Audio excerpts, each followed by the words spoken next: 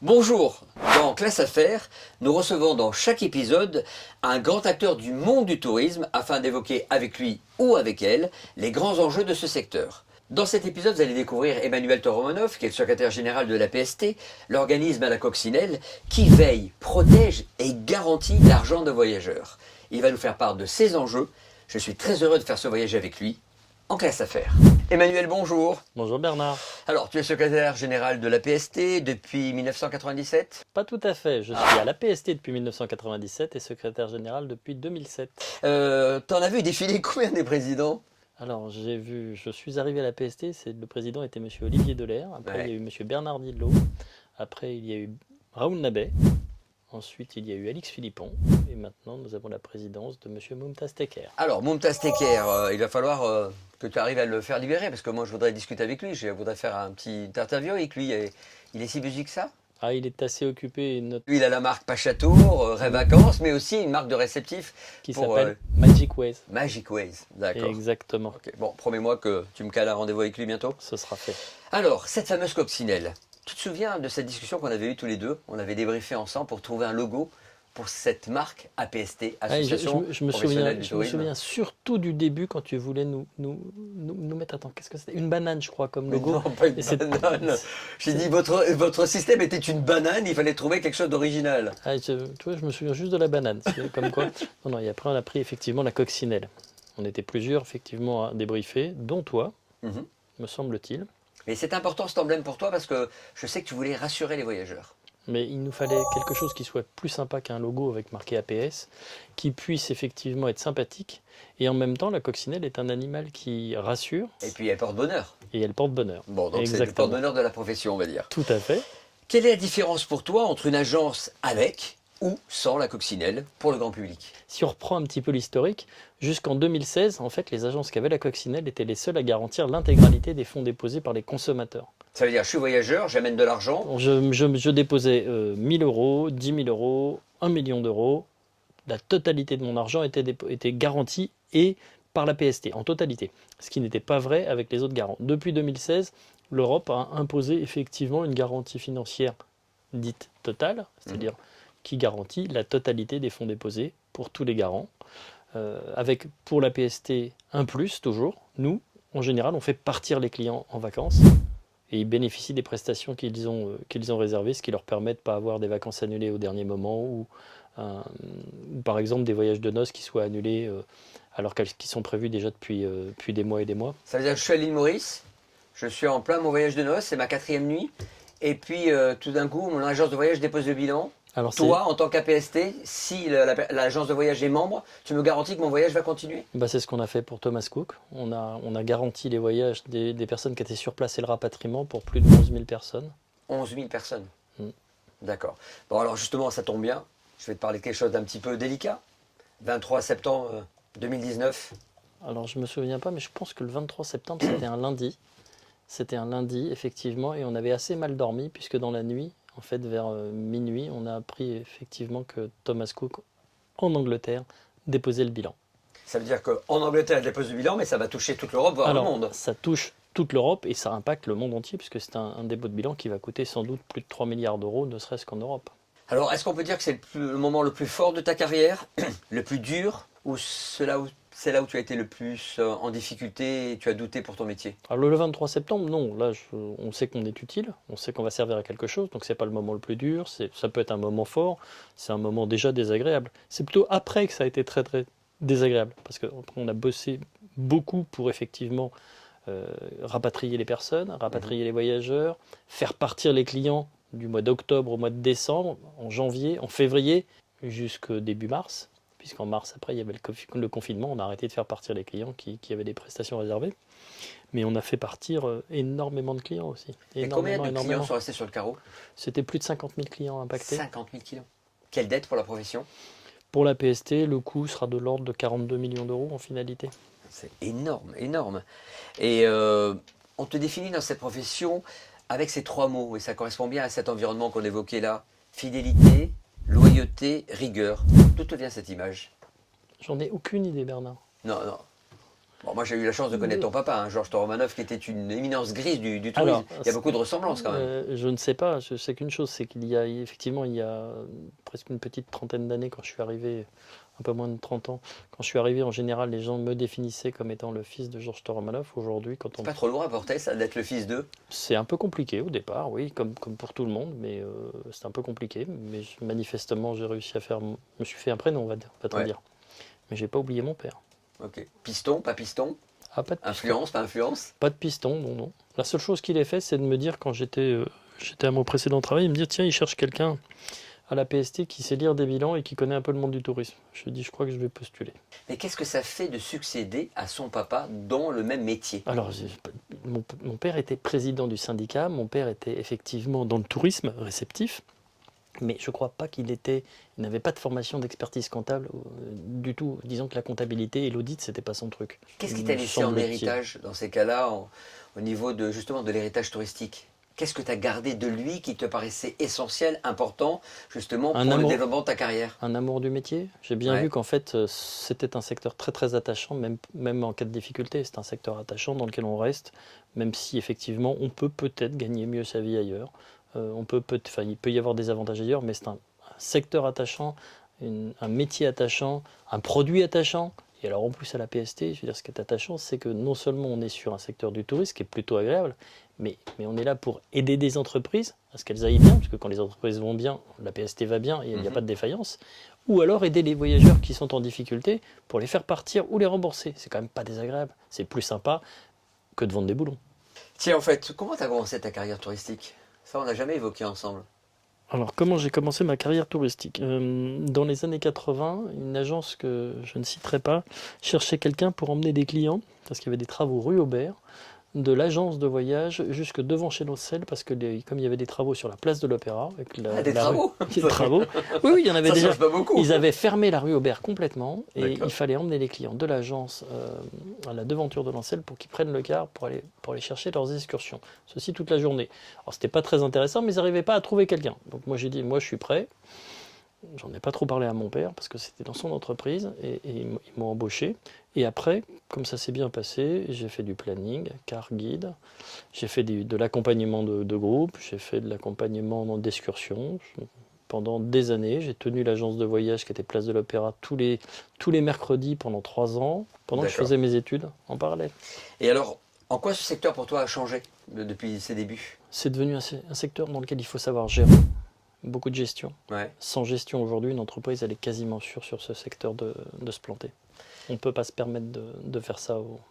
Alors, toi qui as baroudé un petit peu dans le monde entier, quel endroit tu n'as jamais eu le temps de découvrir, eu envie de découvrir par manque de temps? Alors, c'est pas de l'envie, c'est plutôt du temps. Et puis après, c'est vraiment du temps. Il y a deux choses. Il y a l'Amérique du Sud, notamment l'Argentine. Je crois qu'il y a des endroits qui sont magnifiques. Les paysages, c'est surtout les paysages qui m'intéressent. Tu es fan de photos? Pas forcément fan de photos, mais j'aime bien en prendre. D'accord. Mais il y a des paysages extraordinaires avec des glaciers fantastiques. J'aimerais bien les voir avant qu'ils aient disparu. Excusez-moi, mais Tu étais en train de fondre, je te rassure. c'est un peu la réalité. Et le deuxième voyage que j'aimerais vraiment faire, c'est une croisière en Égypte, mais de 14 jours sur toute la moyenne Égypte. Alors moi j'ai eu la chance de démarrer ma carrière il y a plus de 30 ans en étant producteur de la destination sur l'Égypte, au départ de Bordeaux, de Toulouse, en partant donc au Caire et à Luxor. J'ai eu la chance d'être avec la famille Garana, qui est une famille très connue, puisque donc l'un des frères a été ministre du tourisme. Et ça, c'est des choses c'est un pays qui m'a énormément touché. Je pense que c'est un pays qui m'a marqué pour la vie, parce que je pense que découvrir le long d'un fleuve des monuments incroyables, je pense que ça, c'est quelque chose qui émeut tout un chacun. Est-ce que tu arrives à décrocher lorsque tu pars en voyage, alors que c'est ton métier? C'est de plus en plus facile. C'est vrai? Oui. C'est l'âge qui fait ça? Alors c'est l'âge, et puis peut-être aussi qu'on s'est organisé en interne pour que mes équipes, que je félicite, je veux dire, puissent faire le travail sans que je sois là. Tu as une observation permanente quand tu es en voyage? Est-ce que tu arrives à te dire non, mais c'est pas mon boulot? Alors, non, franchement, en tout cas, c'est pas le sentiment que j'ai. Je suis plutôt à regarder ce qui va bien que ce qui va pas. D'accord. Après, bien sûr, si on est dans un pays où c'est sale, je m'en apercevrai, mais je relève surtout les points positifs. D'accord. Et donc pas de débrief au retour avec le tour opérateur avec qui t'es parti? Non. Pas spécialement. Non, franchement, tu pourras demander à certains de tes amis que tu connais, et ils te diront. On en a beaucoup en commun d'ailleurs. Moi j'ai une question un peu dérangeante, mais elle est cash. Hein. Tu sais, moi je me gêne pas avec toi. J'espère que tu vas pas me mentir. Est-ce qu'on se fait inviter Royal au bar quand on est secrétaire général de la PST? Non. Allez, allez. Non. Alors, je pense qu'il y en a peut-être certains qui m'inviteraient Royal au bar, Ouais. mais a priori, c'est pas ce que je recherche, parce que sinon, c'est difficile de garder une indépendance avec des tours opérateurs qu'on garantit et qu'on contrôle, Bien sûr. ou même des agences de voyage. Ça va être chiant pour toi. On parle dans ton métier, excuse-moi d'être aussi trivial, mais on parle juridique, fiscalité, caution. C'est pas marrant ce genre de vocabulaire pour quelqu'un qui est joyeux comme toi et que je connais en dehors. Alors non, il y a deux choses. Pour moi, ça n'a rien de désagréable ni de pas drôle. Ce sont des éléments très pratiques qui permettent de faire avancer une entreprise, qui permettent de donner des conseils. Donc c'est très agréable. C'est pas du tout comme de parler de quelque chose qu'on ne comprendrait pas. Ce sont des outils. À partir du moment où on comprend que ce sont des outils qui permettent de faire d'autres choses, c'est comme la comptabilité. En soi, la compta, c'est pas très sympa. Ouais. L'analyse financière, c'est déjà beaucoup plus intéressant. Mais pour faire de l'analyse financière, il vaut mieux savoir bien comment on fait pour passer les écritures, puisque ça permet de comprendre l'incidence des écritures sur les postes du bilan. Donc, tout ça n'est pas intéressant pour la plupart des gens. Mais quand on maîtrise des outils, c'est vrai que c'est plutôt agréable parce qu'on peut s'en servir pour plus intéressant. Le mot à la mode aujourd'hui, c'est le surtourisme. Comment tu l'interprètes, toi? Est-ce que c'est pas antinomique avec notre profession, objectivement? Alors non, parce que je crois que de toute façon, il faut savoir que le tourisme est quelque chose d'utile. C'est quelque chose d'utile et de nécessaire à l'échange entre les pays, entre les personnes, entre les peuples. Donc le tourisme, c'est quelque chose de très important. Ça permet aussi d'ouvrir un petit peu sa mentalité. Les pays qui sont renfermés sur eux-mêmes, ou les gens qui sont renfermés sur eux-mêmes, en général, ne sont pas très ouverts d'esprit. Je pense que le tourisme permet cette ouverture d'esprit. Mais ce mot surtourisme aujourd'hui qui est peut-être surutilisé Le surtourisme... ou sous-estimé, je ne sais Alors, pas, j'ai pas d'avis là-dessus à 100%. Le surtourisme... j'ai pas d'avis sur le surtourisme en lui-même, si ce n'est qu'il faut effectivement savoir réguler les flux, ce qui est compliqué. Mais aujourd'hui, c'est de mieux en mieux fait, puisque... Enfin, 5 euros demandés à chaque visiteur qui arrive à Venise en débarquant d'un bateau, est-ce que tu penses que c'est pas exagéré? Est-ce que ça va changer la volumétrie des personnes qui vont venir visiter Venise objectivement? Alors si ça change pas la volumétrie, c'est que c'est pas assez cher. D'accord. Alors mon avis, c'est si on veut limiter... C'est un petit peu comme les voitures à Paris. Je pense que si on veut limiter le nombre de voitures dans Paris, il faut mettre des péages à l'entrée. D'accord, Sinon, comme à Londres. Comme à Londres. Si on ne met pas de péage, effectivement, les gens ils vont continuer à venir. Le fait entre guillemets, de faire en sorte que les gens qui viennent soient embêtés parce qu'il y a trop de voitures et tout ça, ça ne sert à rien.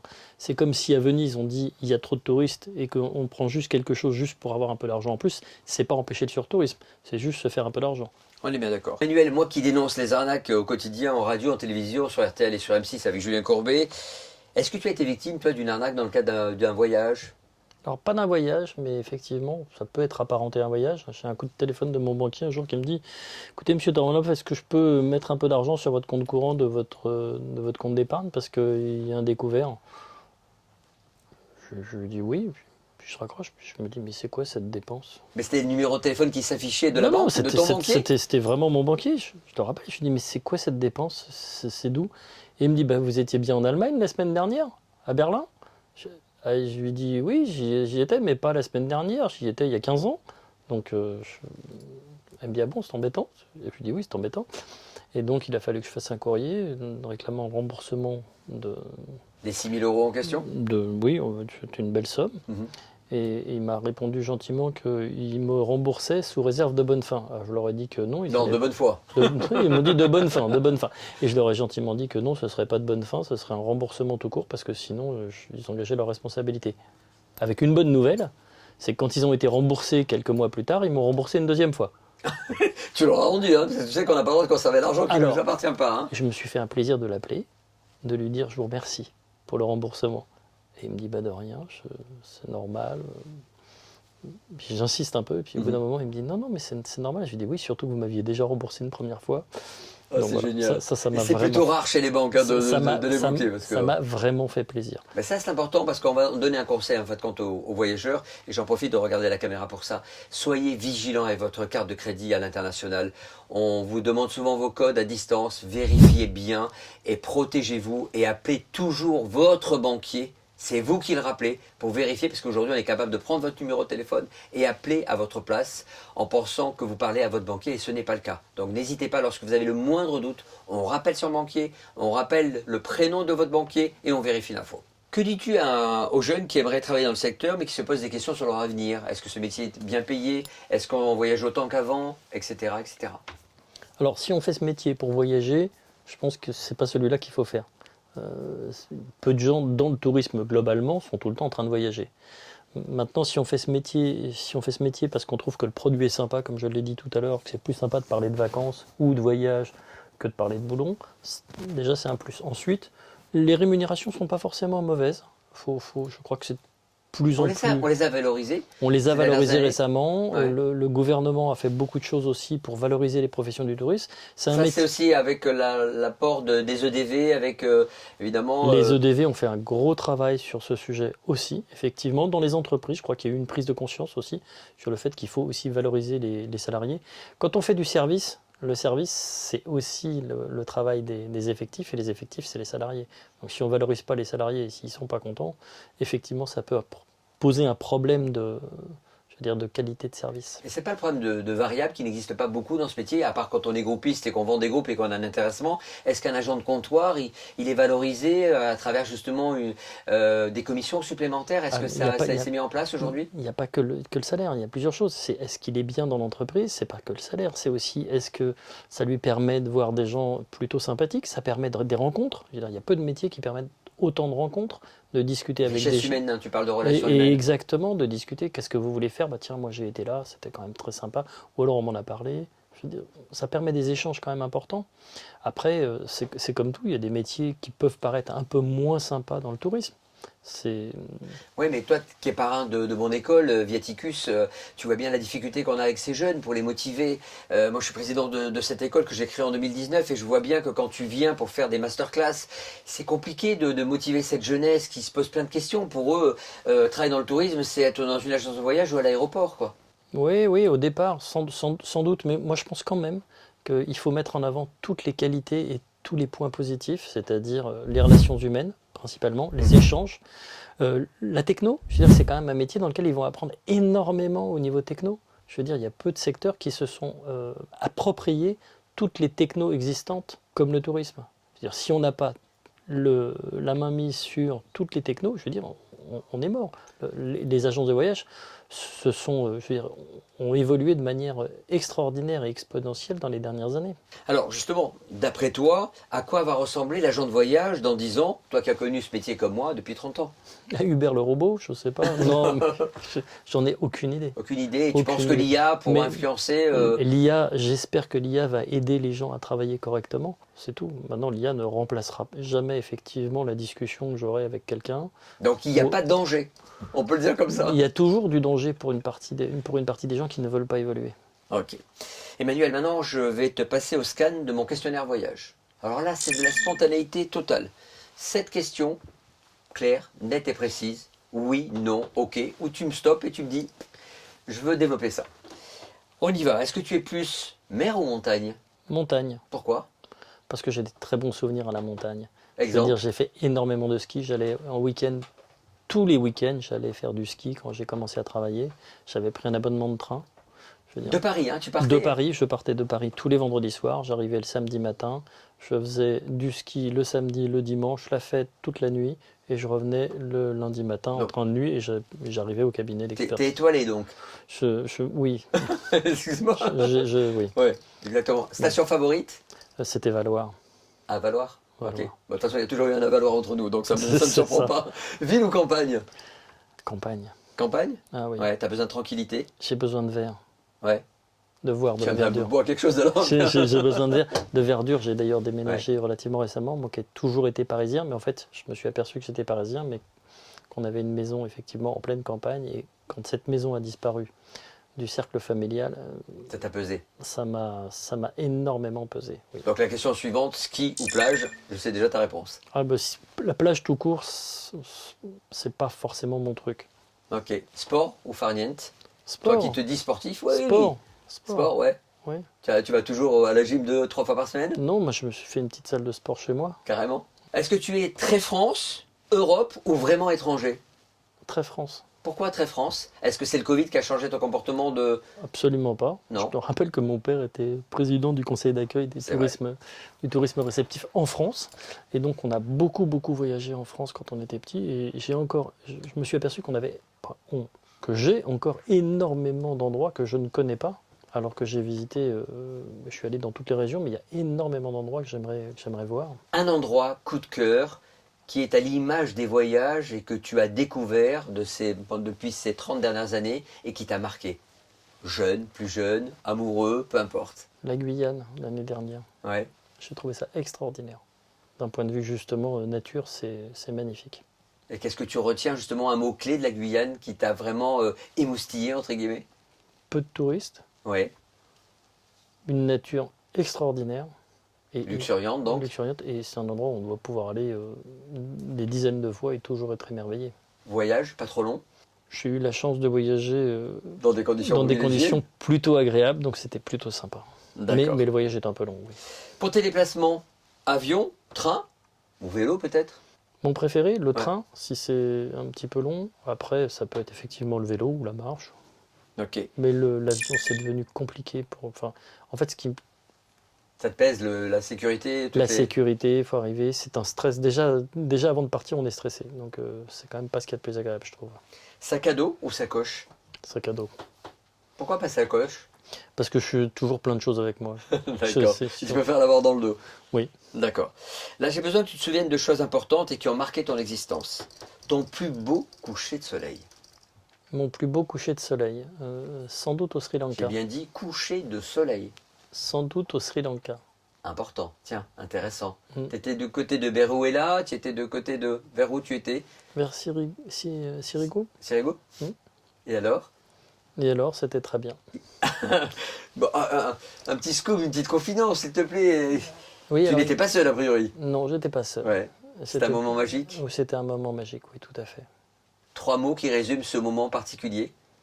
Un très beau souvenir. Oui, mais ça me suffit pas. Il me faut autre chose. Je veux pas de détails croustillants, je veux juste autre chose. Alors, ça m'a permis d'avoir une deuxième jeunesse en ayant 2 petits garçons, parce que j'ai la chance d'avoir 3 filles, et j'ai 2 petits garçons maintenant, qui sont arrivés après ce coucher de soleil. Parfait. Tiens, Emmanuel, une anecdote. Une rencontre de voyage totalement imprévue. Dans un aéroport ou ailleurs. Alors non, pas une anecdote de voyage, mais sur un lieu de tourisme, sur un salon du tourisme, sur Topresa, à Paris. Oui, Topresa, c'est le salon du Tu tourisme vois, au mois de septembre chaque année. Je suis donc sur le stand Air France et on me dit tiens, on va te présenter le nouveau patron de la PJC, qui est un truc très très rigolo entre des agents de voyage et des compagnies aériennes pour discuter de choses très intéressantes. Et donc on me présente et on me dit tiens, c'est Olivier Dubus qui va prendre la suite du précédent président. Et je me dis, ça me dit quelque chose comme non. Je le rencontre, il me regarde, on se salue, il me dit, on se peut se tutoyer. Je lui dis oui, et puis il me regarde. Puis la deuxième question qu'il me pose, c'est alors tu mixes toujours dans les soirées? En fait, c'était le petit frère Ce gars, tu l'as connu à l'école? Au lycée. Au lycée? Au lycée, c'était le petit frère d'une copine à moi. Et vous vous êtes retrouvés par hasard, 30 ans après, au salon du tourisme, lui en tant qu'acteur du tourisme et toi aussi. C'est ça, exactement. Et je ne l'avais pas vu depuis 30 ans, je pense. Et t'as reconnu? Ah oui? C'est-à-dire que t'as pas vieilli, quoi. C'est ça. C'est plutôt sympa. Mm. Voilà, Emmanuel, ça touche à sa fin. On a terminé notre entretien pour cette émission Classe Affaires. Selon toi, je devrais inviter qui pour la prochaine fois? Et pourquoi d'ailleurs?